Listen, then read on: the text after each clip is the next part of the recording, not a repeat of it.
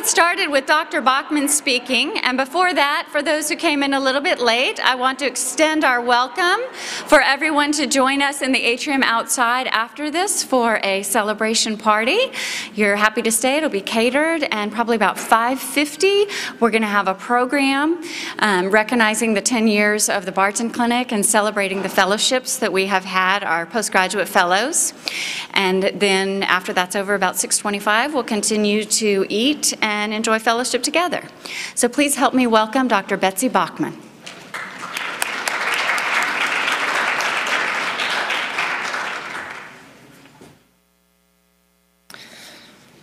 Thank you. It's just like a faculty meeting. Everybody's so far away, and nobody wants to get close to the principal. It's just the same way. Thank you for having me here today. It's a great honor, and a talk that I've worried about for the last few weeks, because to me it's very important, both for the person that it's in honor of, but both because I think that in my short time here with you, I think that we can make a difference with some things that really need fixing, or need repairing, need shoring up for the good of the children. And that's what we're all here for. Roy works at it from a little bit different angle. I'm stressed just listening to you talk about stress, but you're going to hear a lot about stress right now, adult stress. And so I ask you to be patient and just to listen to the words and the feeling behind it, because I think we can really change a few things and make it better for children and foster parents. I first met Robin Nash in March 2003 in a juvenile courtroom in DeKalb County. He was the judge of record for a 3-week-old infant boy that had been placed with me when he was just less than a week old. Not Robin, the baby. Judge Nash had a presence and a sense of humor that immediately put me at ease, as well as all the people around him in court. And Roy, you talked about that respect and the sense of humor and that kind of thing. I immediately, just in 1 minute, picked up on that.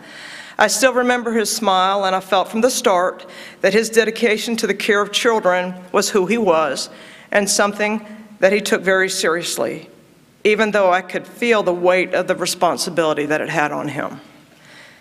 Though the hearing was only 20 minutes, it was clear that everyone in the room held a respect and fondness for Judge Nash, and he for them.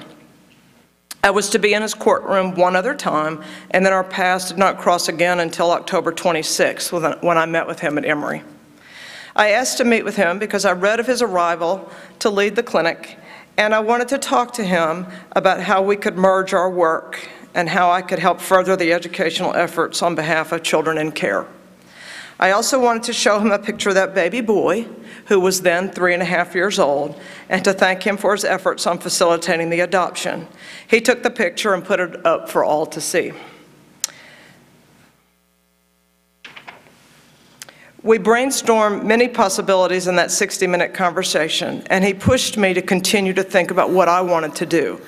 He invited me to attend an advisory meeting the next month to learn more about what the Barton Child Law and Policy Clinic was about. I accepted and attended a gathering of very caring individuals, all working to further the rights of children in care. I was thrilled at the prospect of collaborating with him and possibly shifting my career a little bit to help form and shape policy that would improve the educational experience for children in care. The morning of the Barton advisory meeting, I remember it being a beautiful day, beautiful morning, the sun streaming in through those windows at the law school, and sitting at a table with many important people who were extremely dedicated and passionate about their purpose. Before the meeting, Robin introduced me to a number of people. I distinctly remember his introduction to 3-year-old Sam, his godson. I saw that smile again that I first saw in the courtroom in 2003. Robin smiled with his whole face, especially his eyes. I felt hope and excitement just attending the meeting. Robin and I planned to meet again to discuss possibilities the next month. That meeting didn't happen. The next event was that excruciatingly painful, cold and rainy Sunday in January, where hundreds of people came together to grieve his passing. For me, the loss of Robin was shocking, stunning, and actually nauseating. It just didn't seem real. I can only imagine how hard it has been on the people who came in contact with him on a regular basis. I only saw him 4 times, and I still can't believe it, yet I still feel the loss. Between you and me, I'm actually still a little mad about it too. It's the loss of much more than just his physical presence.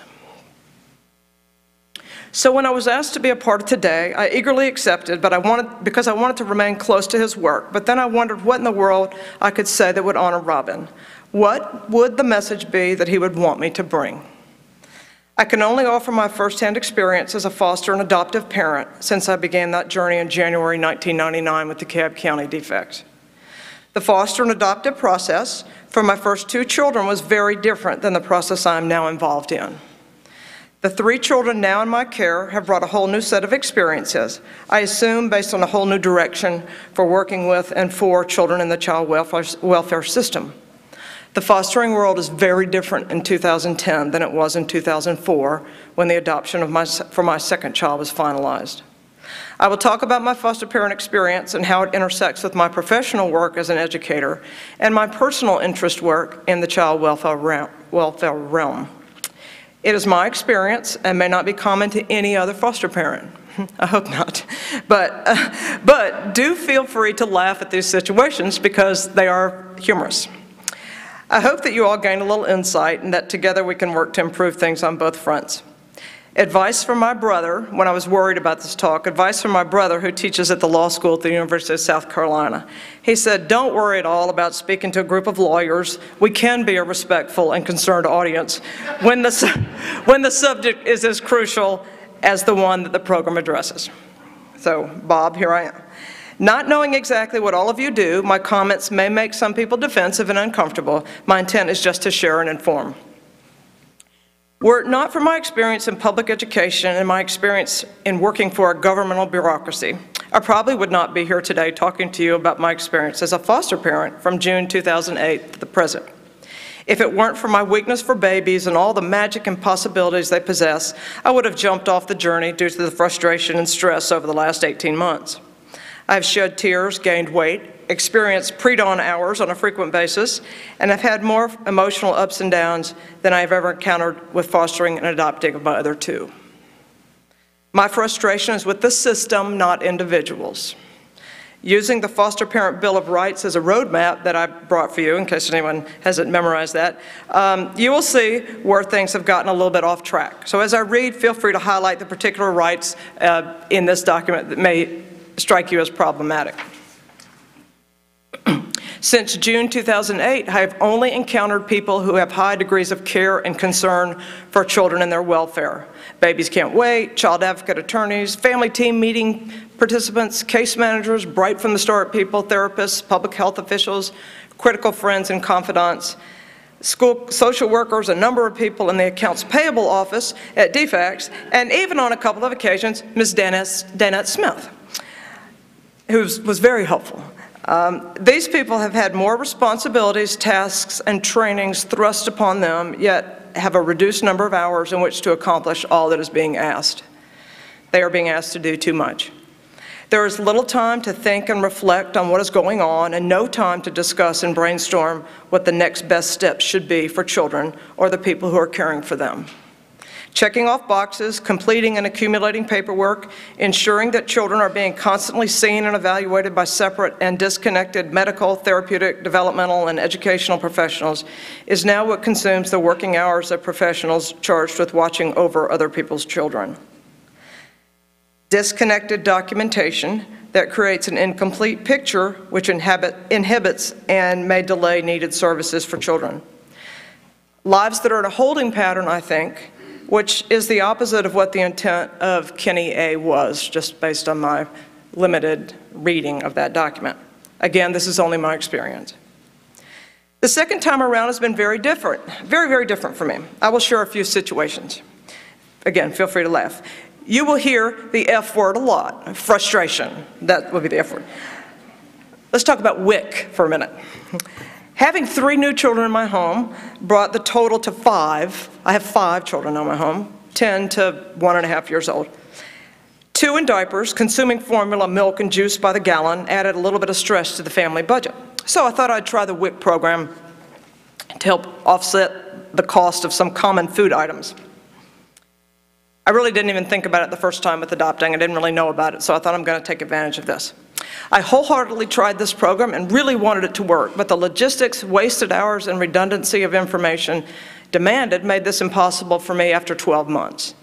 Even though the children were being seen regularly by a respected group of pediatricians, we still had to have regular well-check appointments at the public health office, even though the statistics and information gathered was identical in both places. Trying to schedule appointments to do the well checks and get the WIC coupons at the same time rarely was successful. Appointment times have no meaning. The last time I went, I spent 4 hours in a waiting room with many small children, all being quite vocal about being hungry and thirsty, surrounded by signs that prohibited eating and drinking. This is 10 o'clock to 2 o'clock in the middle of the day. There were no children's books, drawing paper, crayons, or toys to occupy the little ones. A few juice boxes and crackers would have gone a very long way toward alleviating stress for all. My appointment time was for 10. I left at 2:15 with no WIC coupons and never returned, but not before I tried to pass a few forbidden goldfish to my two little ones. Of course, the bag broke, goldfish everywhere, down in the seats of the sofa, everywhere, and that was when I decided to leave. I thought if my transgression had been discovered, I would have probably been placed farther down on the list to get the coveted coupons. Every visit I had to the WIC office consumed at least 2.5 hours of sitting and waiting. This doesn't even consider trying to figure out at the grocery store what is and what isn't WIC and all that. Even though the evaluation and procedures conducted by the nurses during the WIC visits were exactly what had been done on a regular basis by the pediatrician. Exactly. I tried to provide that very thorough documentation in lieu of another invasive exam at the WIC office, but was told that the children had to be examined by a WIC nurse. So my recommendation there is just that WIC needs to be made a little more easily accessible to parents who need the service. More hours, real appointment times, and child-friendly waiting rooms. There were lots of times that the WIC office wasn't open certain days of the week. I could never figure that out, but there is some pattern. I don't know what it is, but medical situations documentation. Now, I am the queen of documentation. I work for a public school system, and that is all we do is document, document, document. So I can do all that. The persistent yet undefined demand for documentation of the children's health and welfare is overwhelming and daunting. The last-minute notice to have the children seen once again by the pediatrician before the end of the year stands out. I was out of town with the children from December 21st to the 28th. This past year. Upon returning the night of the 28th, I had a message that one of the children had to have a medical well check and a dentist visit by the end of the year. This is the night of the 28th. Okay. I had to make 36 phone calls. 36 phone calls until I could find a doctor who took Medicaid who could see the child before December 31st. This was an interesting experience as the clinic that I finally found was in Chambly and no one spoke English. Nobody spoke English at the clinic but me and Trent, the 2-year-old who was trying to speak English. It didn't matter that he had had a well check by his pediatrician in late September. I also had to make a number of calls to find a dentist who could see him in 2 days. 3 hours I sat in the dentist clinic with a 2.5-year-old. 2.5-year-old, 3 hours in a dentist clinic, nervous apprehension. All that last-minute scrambling took 2 whole days and could have been avoided had I known this was coming up. There was no notice of the requirement of these year-end visits. Spontaneity doesn't work with 5 kids, the last week in December, Medicaid, and a lack of a specific form for doctors and dentists to complete for these rushed visits. A specific form to give to pediatricians would give DFACS the information that they needed. I kept being asked to get the pediatrician to complete a medical report for all these court dates and reporting deadlines, but there is no such thing, form. There is no such thing, form. I just keep being asked to give the information, give the information. I think the problem is that DFACS is used to working with medical clinics that are very familiar with what's required, but when a foster parent wants to use an established independent pediatrician or pediatric group, that seems to really flummox the process. asking and begging for a form to give to the pediatrician so that I didn't have to spend hours in waiting rooms at public health clinics was extremely stressful and unnecessary. This was never, ever an issue with my first two. And that's from the time period of like 2000 to 2004. This again came up last month for both the oldest and the youngest child in my care. Big hurry and emergency to get a medical report. Why, I'm not clear. Unbeknownst to me, the case manager had made appointments for those two to go to the public health clinic to get physicals 3 days later. This, even though the youngest had had her half-year checkup 2 months before and all was fine. The oldest already had an appointment scheduled for the end of the month, March, just a couple days ago, and had actually been to the pediatrician on March 8th for another reason. None of that mattered. It was all about the medical report being completed. I kept asking for the report template or the actual form that I could send to the doctor to complete. I kept saying that unless the pediatrician knows exactly what DFACS needs and in what form, the office can't provide the information requested. After a year and a half of asking, I finally got the form on March 10th. It seems that one did exist. I faxed it to the pediatrician, and they faxed the completed form back to DFACS within 24 hours. And last week, I finally got a calendar listing all the medical and dental visits that are required at certain age milestones. That should have been given to me the first day the children came into care, I think. But again, I never had a problem with my first two. So this is a real issue. Another issue that is really the most troubling to me is the lack of access to the available data on children and information. The lack of medical history and knowledge of and information related to previous relative and non-relative foster placements for one of the children in particular has been very disappointing and frustrating. This child's academic and family success and progress have been delayed as a result. When the two oldest came to my house in November 2008, I was told that the oldest had not been in any formal school setting until January of that same year when he first entered kindergarten in Gwinnett County. A couple of months ago, I actually found out that he began kindergarten in August of 2007 in the Atlanta public school system, a full 5 months before enrolling in Gwinnett. I found this information by looking him up on the school information system, which as a foster parent administrator, I can do that. Listed were all of his previous schools, and that is where I saw that he had started kindergarten in APS in 2007. Nobody had ever said a word about that to me. That one piece of information makes a huge difference as far as educational decisions and interventions. Knowing that he had 2 full years of kindergarten by May 2009, rather than less than a year and a half, impacts certain services he might have been able to receive or would rule things out that he was not eligible for last school year and in the present one. That very small piece of information has impacted him. I'm still waiting for previous medical history for him too. My attempts to improve his academic and social emotional progress have been hampered by a lack of data, and where data exists, barriers to sharing it. The difficulty in gaining access to documents and information led to delays in assessment, specific interventions, and support. It is only because I have in-depth knowledge of educational services and opportunities and that I'm a principal that I've been able to secure some additional support and services for him. It's not that I garnered any special favors, it's that I know what questions to ask. I began to become increasingly concerned about his academic and behavioral progress within 6 months of coming to my home. There were a number of situations and incidents that were impacting the whole family. I wanted to get as much information as possible. From experience, I could see that there were some delays that were causing academic and emotional issues and that current information was needed to plan next steps. In June, I asked for a complete assessment of his current academic and behavioral functioning. I was clear to the case manager that he needed a full battery of tests. An appointment was scheduled for August. The testing focused primarily on his adjustment to my home and an interview session with me. I was surprised at the brevity, given that I had requested in-depth information going into the school year. A year where learning, literacy, and reading skills and the ability to sustain attention and focus were paramount. After a few weeks, I asked the case manager if she'd received the report of results. She had not, but she called to get them. She called back when she had the results, and I asked to have a copy please fax to me so that I could share it with the school. She said I would not be able to have a copy.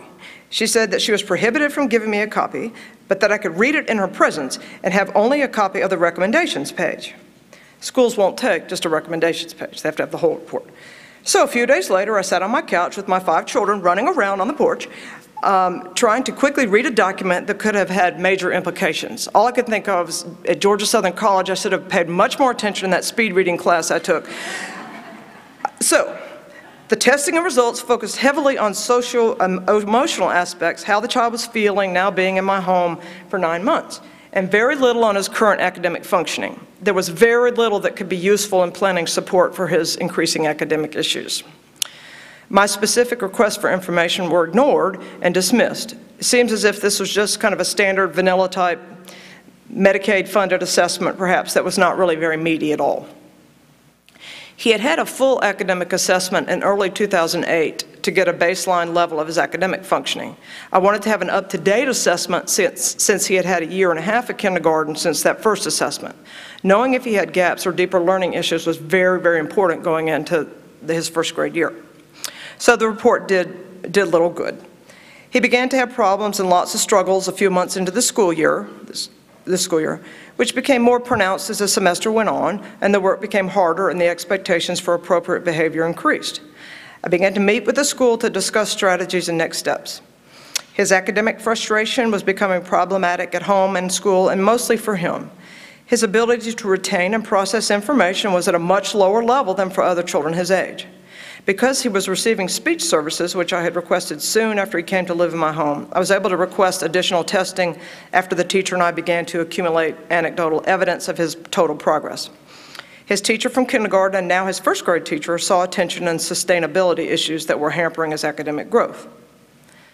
Documenting attention, focus, and impulsivity concerns began. He was losing ground. After looking at all the reports and documentation, his pediatrician diagnosed attention problems and prescribed a low-dosage trial of a stimulant. This has been in effect for about a month. Having a diagnosis in the school system gives added leverage for having a comprehensive assessment, which will hopefully take place before the end of this school year, hopefully sooner than that. Probably the most frustrating point of the hundreds of frustrating points during this foster parent journey was the meeting at his school on March 12th, just recently, where I finally signed the paperwork to give permission for the comprehensive assessment. The team was reviewing and discussing paperwork and previous supports given, and I happened to see a medical report dated April 2008, that kind of flashed across the table, that was identical to one I had just given the team from his pediatrician. I tried to look over. I knew this was probably a document I wasn't supposed to see, but I looked over and I just kind of pulled it closer to me. And the older report said exactly the same thing as the report I had just submitted on March 12th, that he had attention problems, that this condition would impact academics and behavior, and that he was prescribed a stimulant medication 2 years before. I was never given that information, as I had yet to receive any medical history. His current pediatrician was never given that information, and I had no idea how his current school got that information. Withholding that critical piece of information meant that he spent 16 months in my home not receiving academic and behavioral support that he needed. He most certainly could have made more academic progress and had more success at home if that information had been shared with me so that I could have shared it with his school and pediatrician right when he came into my house. March 5th, 8th, 10th, and 12th were all days that included appointments to discuss medication, possible diagnoses for him, since we all assumed that none of this had been done before. It was starting from scratch.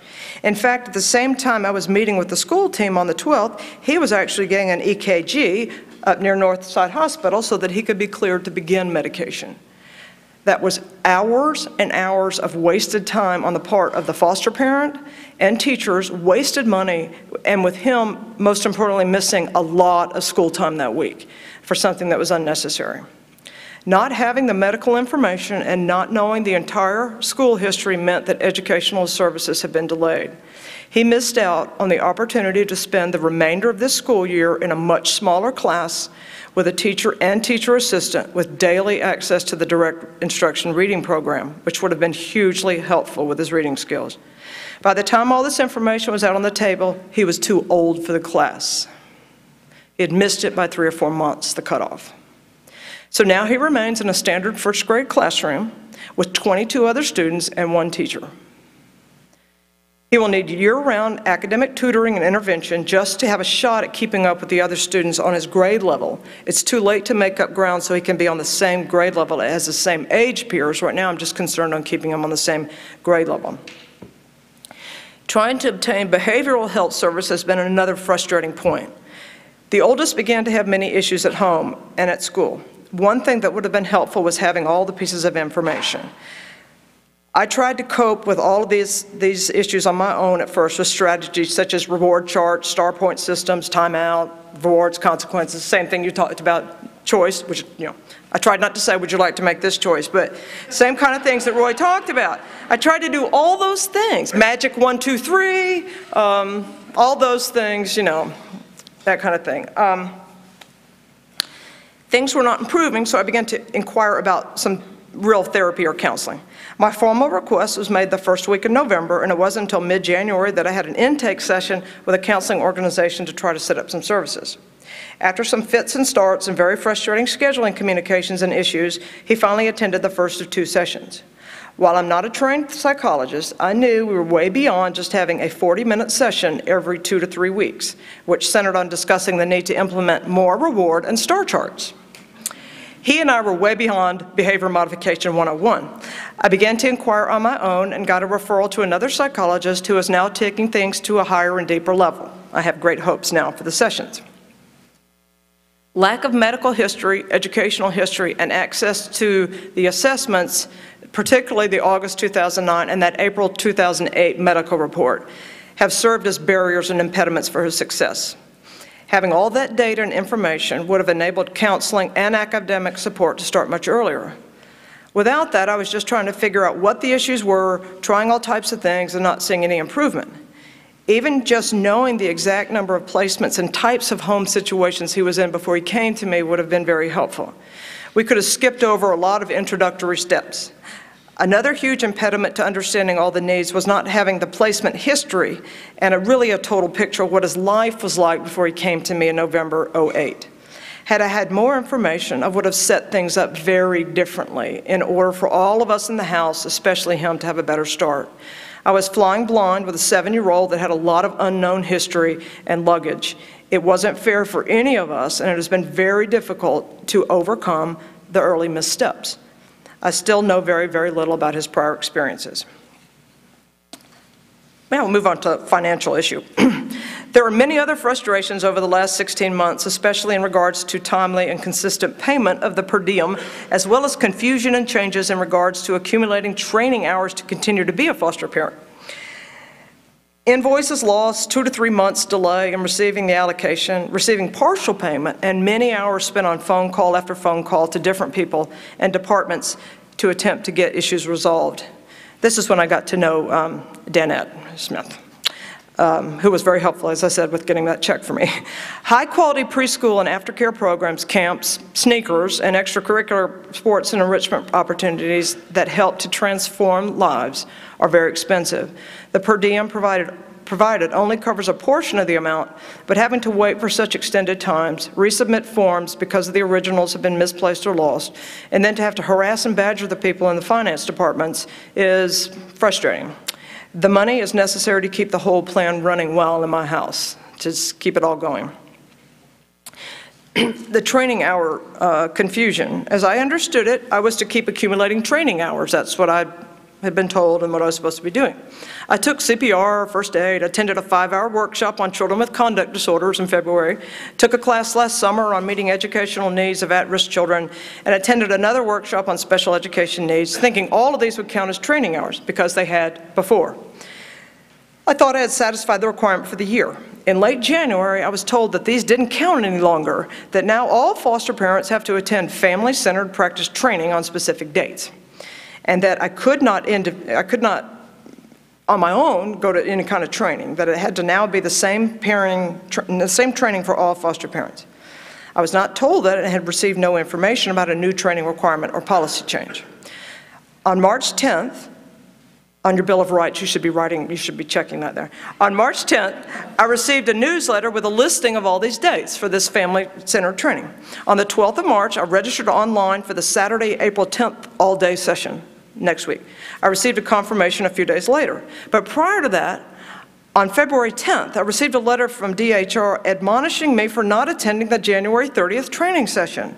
Quote, "This letter is for the foster parents in your residence that confirm to attend the January 30th family-centered training held by Fulton County.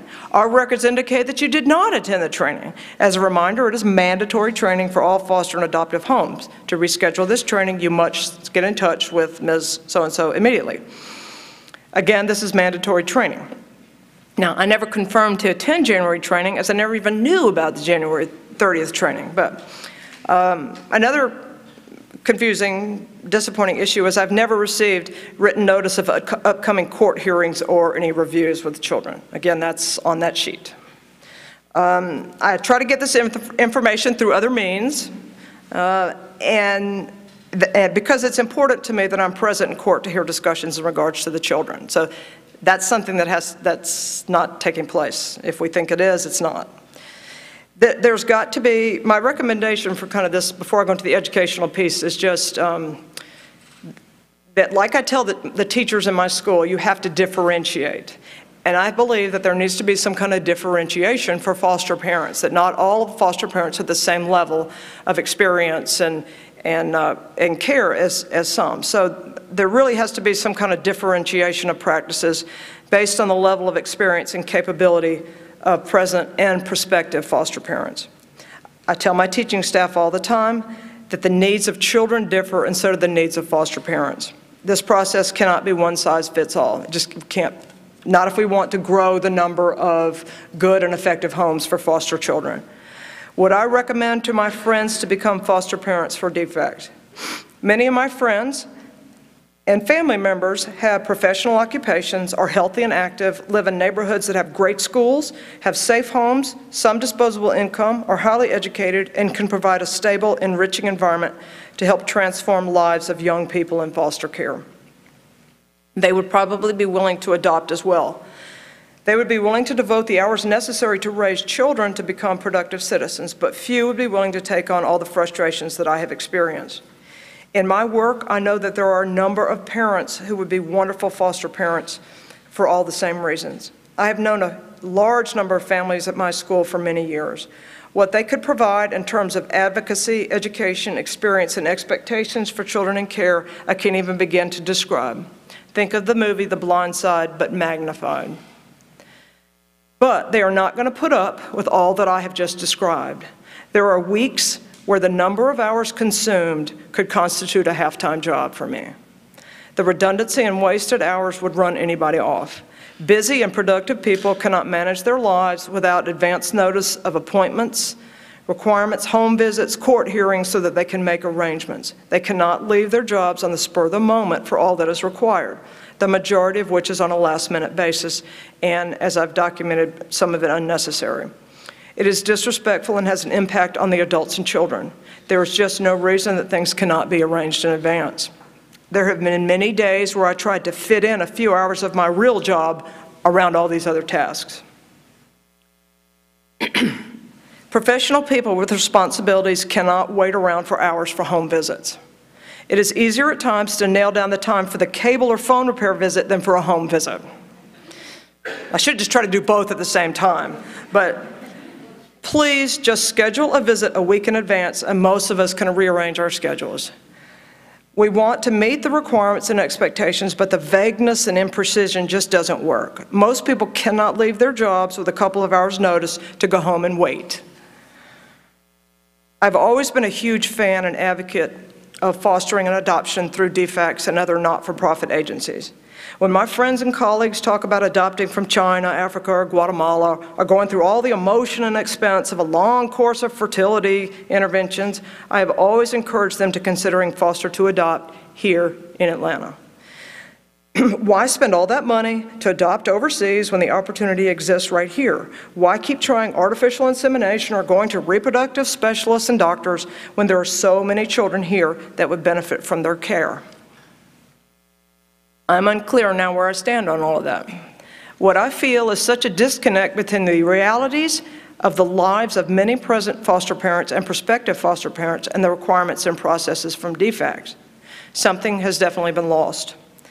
If you look at the Bill of Rights, you'll see there's 7 or 8 things that just don't go, from my experience, that don't go along with what the hopes are in that document. But let's switch to the educational world for a minute, and for children in foster care and the people who care for them, something that's not quite as personal to my own situation. There is much, much, much room for improvement in Georgia. You have some statistics in front of you that are pretty daunting. It would make any foster parent prospective not want to do it, but if you look at those statistics, you'll see why it is so important to start really advocating for education. Education for foster children, children in care, has to be a separate, it can't just be lumped into emotional, behavioral, medical. It can't be. It intersects and connects, but somebody has to be looking out for the education of these children, that is their one designated job, and they are advocates for their children. Somebody has to do it. The children that I have are very fortunate to have me to do that, but that has to be so far beyond the norm for the majority of children in care. There has to be an initiative that focuses solely on the educational outcomes and services for children in Georgia's foster care system. As anybody that's ever done any research on all of this, and Andy, I know you live for the research and the data, but you can become lost in all this, just lost hours. I spent 5 hours one Sunday just looking up like foster care and education on the internet. But I suggest that we do something modeled after the California Education Collaborative for Children in Foster Care. They have done some really good work on this. They've done a lot of research. We don't need to redirect, we don't need to redo that and reinvent the wheel. California has done a lot of great work with that. In my spare time, in preparation for this talk, I did some research, those pre-dawn hours I talked about, on who might be doing it right on the part of educational effectiveness for children in foster care. California seems to be a great model. The Judicial Council of California, effective January 2008, in the Rules of Court, stipulated that, quote, all are to work together to address on an ongoing basis the educational needs of all children in the foster care system. I love that. It's very simple, it's very clear, and it puts a huge priority on education. Educational needs of children in care are too important and complicated, and they need to be addressed independently of all the other initiatives and reforms in the child welfare system. There are 3 areas that I think need to be addressed immediately. One is early intervention and school readiness. 2, training and help for teachers in schools on how to work with children in care. And then data sharing. I think I could get that water. I think I had some water right down there.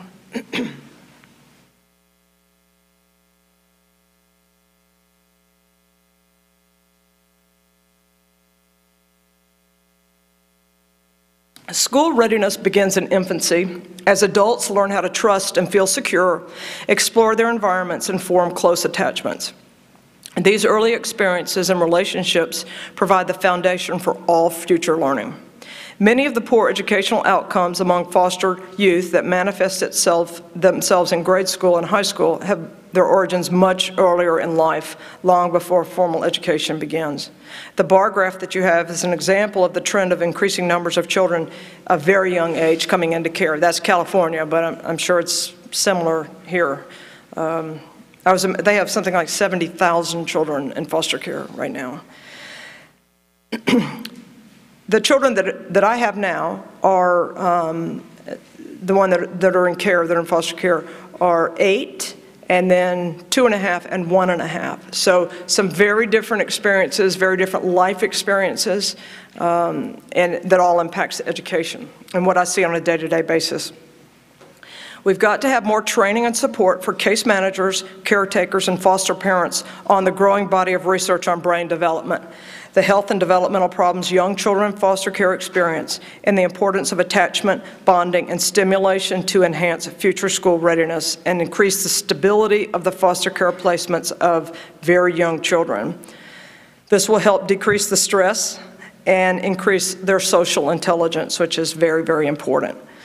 Children in foster care exhibit the type of early and lifelong irregular cortisol production associated with conduct disorders, antisocial personality disorder, substance abuse, and depression. Last year, there was a very informative presentation about brain development in children in foster care right here in this building by a well-respected physician, so I won't rehash all that research. I'm sure it's online, right? It's online. Nearly half of all young children in foster care have or are at risk for developmental delays, 4 to 5 times the rate among children in the general population. Acting on the knowledge of brain development is particularly important for young foster and other at-risk children who are more vulnerable to stress, from witnessing or being subjected to abuse and neglect, and to a lack of brain stimulation in a chaotic and neglectful home environment. These practices affect not only the cognitive and linguistic competence so necessary for later school success, but also the emotional and behavioral development that are key elements of social intelligence, which is the key to school success. Maltreatment also is associated with significant delays in syntax and receptive vocabulary compared to non-maltreated children with similar backgrounds. Children who have insecure attachments to caregivers are at somewhat increased risk for anxiety disorders and for somewhat less optimal outcomes with teachers and peers. I see this book in my home, but also in my work every day at school. Just this morning, I was in a situation with a student like that. Disorganized attachment is associated with a range of later problems, including dissociative symptoms. The children seeming like they're in a fog, not attached, out of it. That's very common with children that have been in trauma. Again, I see it every day. But they also internalize symptoms of depression and anxiety, and they externalize symptoms of acting out behavior issues. I'm currently in the midst of all of those things, which is why I started pushing for academic and behavioral help a long time ago. The combination of dissociative relative and non-relative care, this child's been in and out of a lot of places, has had a very significant effect. The time to catch all these concerns is early. Nurturing caregivers plus quality preschool experiences can make all the difference. In a recent study among 50 foster care child and caregiver dyads, 68% placed with nurturing caregivers formed secure attachments with their caregivers, and 81% placed with non-nurturing caregivers formed insecure attachments. This was seen regardless of when the children were placed into care. Even children placed as late as 20 months of age developed secure attachments with nurturing caregivers. This is the case with the younger brother that's been placed in my home. He came to me at 18 months and is doing much better in all aspects of emotional, academic, and behavioral stability and growth. Attachment and bonding is coming along with him very well. Foster children aged 3 to 5 years have to have access to affordable, high-quality preschools. This population is greatly at risk, yet many Child Protective Service agencies do not require or provide adequate funding for caregivers to send young foster children to preschool. We have to ensure that foster children suffering the effects of abuse and neglect have access to evidence-based therapeutic preschool programs to address their needs. My foster child could have greatly benefited from something like this, which most likely would have reversed some of the behavioral, developmental, and language delays he's now experiencing. The effects of a good preschool program can't be underestimated. A study of children who had been physically or sexually abused and or neglected found that 1 to 5 years after graduating from a good therapeutic day treatment preschool program, these children were able to progress appropriately in school.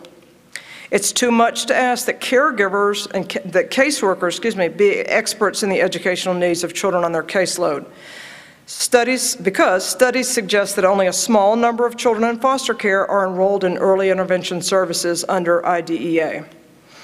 It is common for caseworkers to overestimate their ability to assess children's developmental delays accurately. That is understandable given that they cannot be experts in healthy and unhealthy child development given all that is being asked of them. In a national study of 1,100 children younger than 3 years of age at the start of the study who had substantiated cases of abuse and neglect, 47% of those children were classified as having developmental delays on the basis of assessments. However, case workers were only able to identify 20% of these children as having delays. That's a huge difference. That's a large number of children that are not getting the services they need. Foster parents are often uninformed as to the developmental needs and normal milestones for children in their care. Very little relevant information is given to foster parents in their training classes as to how to detect issues and how to advocate for needed services. Many foster parents have only a high school education and themselves did not have successful or satisfactory educational experiences. They can't be expected to know how to get interventions and services for children in their care or even how to begin this conversation with caseworkers and teachers, much less to understand what all these mean. IDEA, IEP, EIP, FBA, BIP, PEC, LRE, levels 1, 2, and 3, CRCT, GPS, SLD, EBD. Those are just to name a few that involve students with special needs or needs at risk. I'm sure all of you know what every one of those are, but most foster parents don't. Someone has to help them navigate all of these if we are to help children with all the risk factors associated with abuse, neglect, and abandonment. I have two very recent examples from school where this stands out and why we need an educational advocate in charge of this. I have a 7th grader that was adopted by her aunt and uncle 3 years ago after the child had been in and out of foster care because of a drug-addicted mom and incarcerated parents. The child had major behavioral and academic problems due to complete neglect before the aunt and uncle came into the picture to take her into their home. The child moved to Atlanta to live with them and had an IEP for behavioral and academic support from her where she was before. The child made progress just being in a calm and unchaotic home in a good school district. The aunt and uncle decided to withdraw all special education support since she was doing relatively well. Close the special education file is what they did. Well, the next year she comes to middle school, and well, welcome to the world of chaos and overstimulation. This child has many, many issues and is acting out in all areas. Long story short, she now needs services in a big way, and we have to go back kind of through the back door to get her back in receiving services. In reading all the previous history and experiences, I could have predicted complete meltdown in middle school and that the child was just overcompensating and trying to hold herself together when she came to Atlanta. That she was trying to be a pleaser, the good girl, trying to, hold it together and be part of what was expected. If this child had an advocate who could work with the parents to explain that keeping her in special education, but perhaps at a decreased level of services going into middle school, would have been a good option in case additional support is ever needed. They just wanted her out of the program because of the stigma, and they thought that she was fine now. I just ache for this child and now the parents who are going through some very expensive and wrenching treatment. I talked to the parents last week, and what they said has kept reverberating in my head. We just want our life back. We want our life back. I think that they could have kept some of their life if they had had some help. If I had gone through all the paperwork, when she arrived in Atlanta and enrolled in school, I would have been able to guide her to the least restrictive environment in school, but still kept the options open. That is what an advocate would do. Another instance of a defect situation is with a friend of mine who fostered a child with medical and developmental needs from birth. She and her husband then adopted the child, and he is now 7.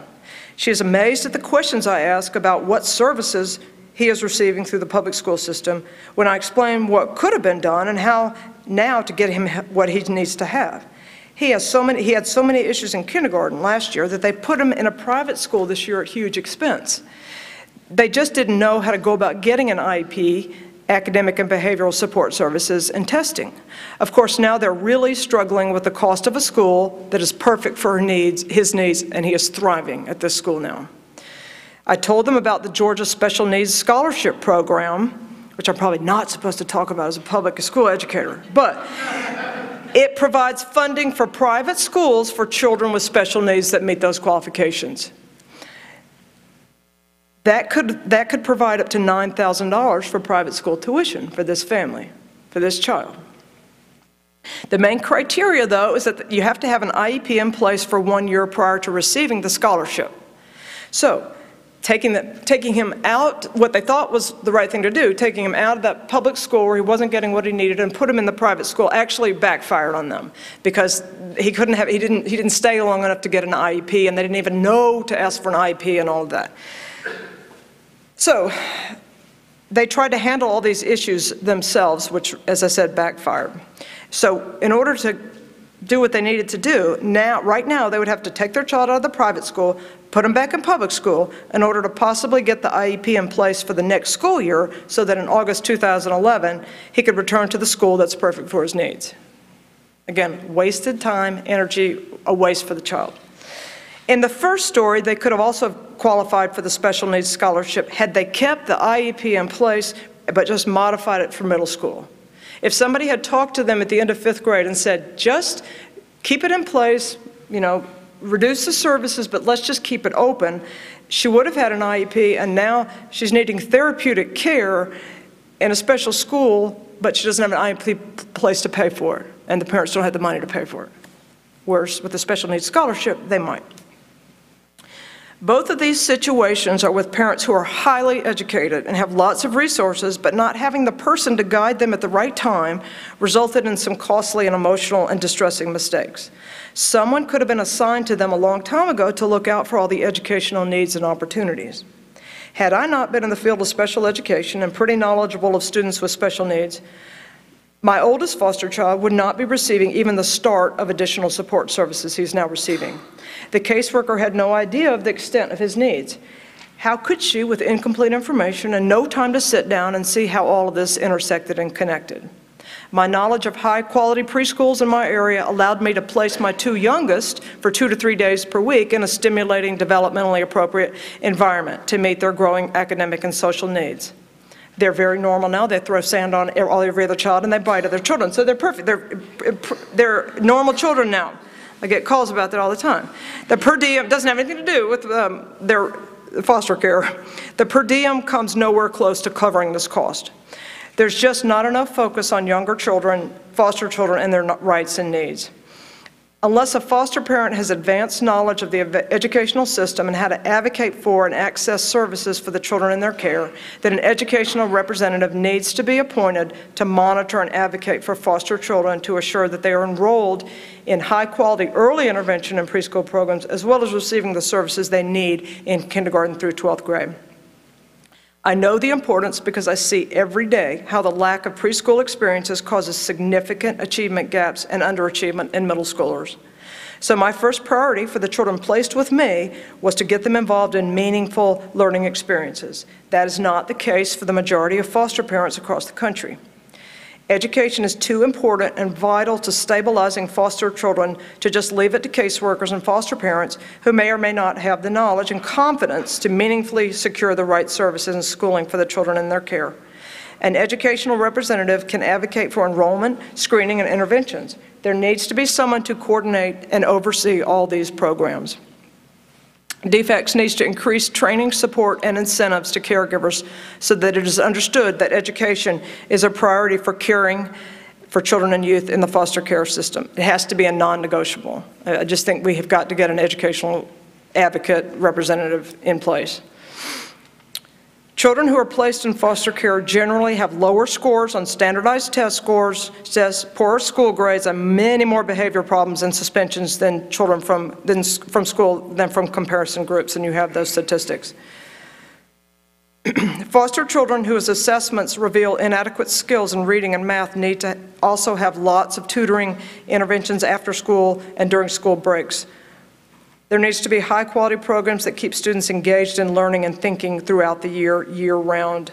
Additional money must be allocated for foster parents to take advantage of academically based camps and programs during traditional non-school time. My oldest needs additional structure and reinforcement and remediation of basic skills, which I'm providing at a cost way over the per diem allotted. At-risk children and youth cannot afford the downtime of holiday and summer breaks. Intensive tutoring and out-of-school programs can have positive effects. Teachers and school counselors need much more information about how to meet the needs of foster youth. Teachers report that the behavior of foster children is the greatest challenge in the classroom. They report emotional issues which range from anger and explosive behaviors to withdrawal and depression. This is a quote from a teacher. I don't think we spend enough time thinking about what it feels like to move homes regularly and to hope, pray, expect to be reunited with a parent soon, only to be disappointed when it just doesn't happen. It is devastating. These kids are on an emotional roller coaster ride. It certainly keeps them from being free to be educated. Just a quick word about the data sharing. Currently, educators and foster parents don't receive the information that they need to respond to the needs of the children in their care. Essential information is lacking that could improve educational services to these students. I have to wonder if privacy rights might also be misinterpreted or applied inconsistently from caseworker to caseworker. For example, 1 year before I received the current children in my home, a caseworker talked to me about taking in an older child who had emotional and behavioral challenges. The caseworker visited my home, discussed the child's needs, and then left the 10-page comprehensive academic and behavioral evaluation for me to read at my leisure. Left the whole report with me. The child was placed elsewhere before I could get back to the caseworker. I returned the report to her on her next visit. I cannot understand how I can have that information for an extended period of time for a child that was never in my care, yet I can't get a complete copy of the report for an assessment that I personally requested so that I could get information and obtain services for my child that had been in my home for 10 months. Database issues are very real, and privacy, HIPAA, I understand that.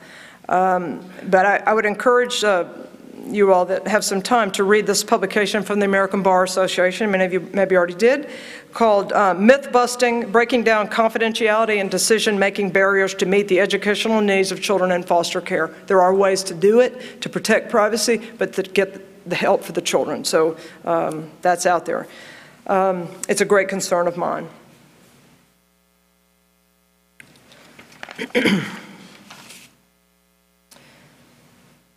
The educational friend or advocate, I don't know what we would call it, but it has to be a child-friendly term and not be weighted down by a term that conveys a threat or action, legal kind of thing. This person has to have the passion and courage for this position, someone who knows the ropes and is empathetic to parents, children, and educational settings. At some point, all of this has become a therapeutic exercise for me, the writing all of this down for this day. It has been very hard to actually write all this down because it is so personal and emotional and because I'm still in it all. And it is difficult to know what I can and should say. But what would Robin want me to say and share? I know that he would want me to say what would have an impact and lead toward positive change for children and the people taking care of them. This work is emotionally and physically draining. It can be very depressing because of how overwhelming it is and how hard it is to focus on the small gains and difference each one of us can and do make. Roy alluded to that. The first thought that came to me when I heard that Robin was gone was the work got to him and overwhelmed him. I feel that too at times. As I wrote all this down, one poem kept coming back to me and illustrates and encapsulates this whole experience. I feel that child welfare can go either of these directions in this poem. A Dream Deferred by Langston Hughes.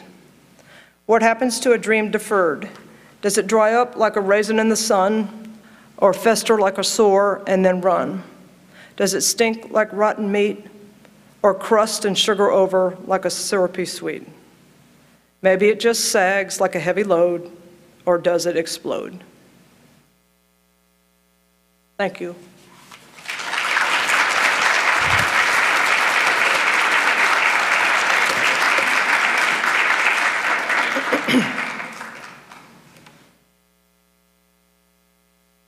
Thank you, Dr. Bockman. We can take time for probably 2 or 3 questions, if there are any.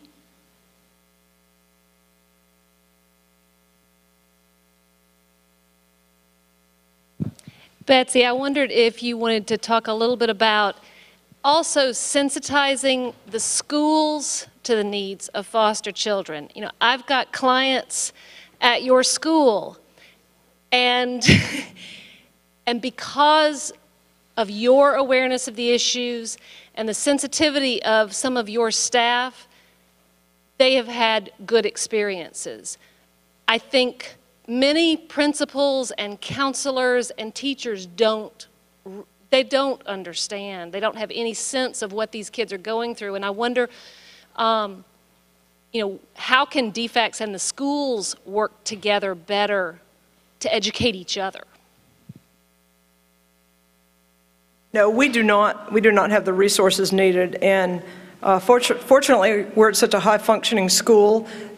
that the majority of children that come in with some significant behavioral, emotional needs kind of are helped by just the fact that they're in a non-chaotic, pretty happy, functioning place. But there are some children that have some great needs that are not served well by that, and we do not have the staff, the training, we do not have what is needed to meet those very special, critical needs. It's very hard when we get children in because we're just not set up for that, but then you don't want to send them to a North Metro or a South Metro because that's not the modeling that they need either.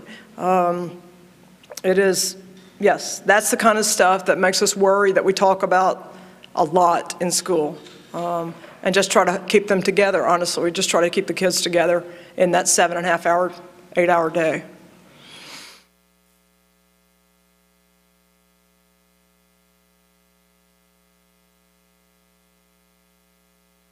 That it's not a dream deferred, but a dream realized. Judge Nash went to Miami to look at a 0 to 3 court, to look at a court team's project, to do all of the things that you're talking about. We've begun in Douglas County to do some of the things that you have raised here. We have medical notebooks where we begin on day 1 to create a medical home for a child so that they always see the same physician, and that physician and the placement individual has access to every record of that child. We're also going to begin with this project that launches on the 12th to do the linkages to public health, to Babies Can't Wait, to early intervention, to early Head Start, and to early services to address the needs of children. We know that we aren't doing it right because when we had our federal review, we ranked in the 75th percentile for child well-being. The state has set a goal to raise it to the 95%, hence the push for you to get all this stuff done by the end of the year and the documentation in, to reach that goal. And certainly there's a lot of things that we can do because the letter that sets out when every one of those is supposed to take place is in the child's defects file because I do the in-camera inspections. It never dawned on me that those are not shared with you as the placement that sets out the exact schedule of when these things have to be done and the documentation provided for purposes of maintaining their coverage. So there's a lot of work that we can do, but we are building a systems model.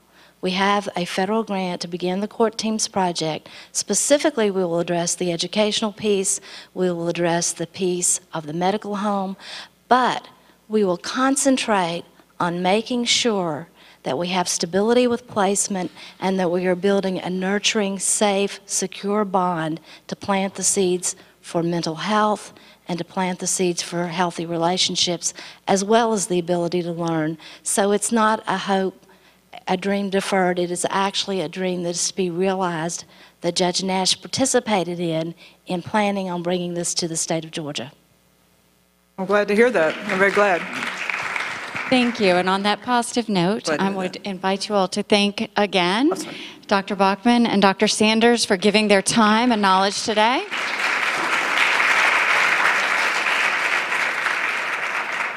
I am hopeful they will be around for at least a little while, and if you have extra questions or want to continue the conversation, we can do so up here or outside where there's food and drink and a lot of fun.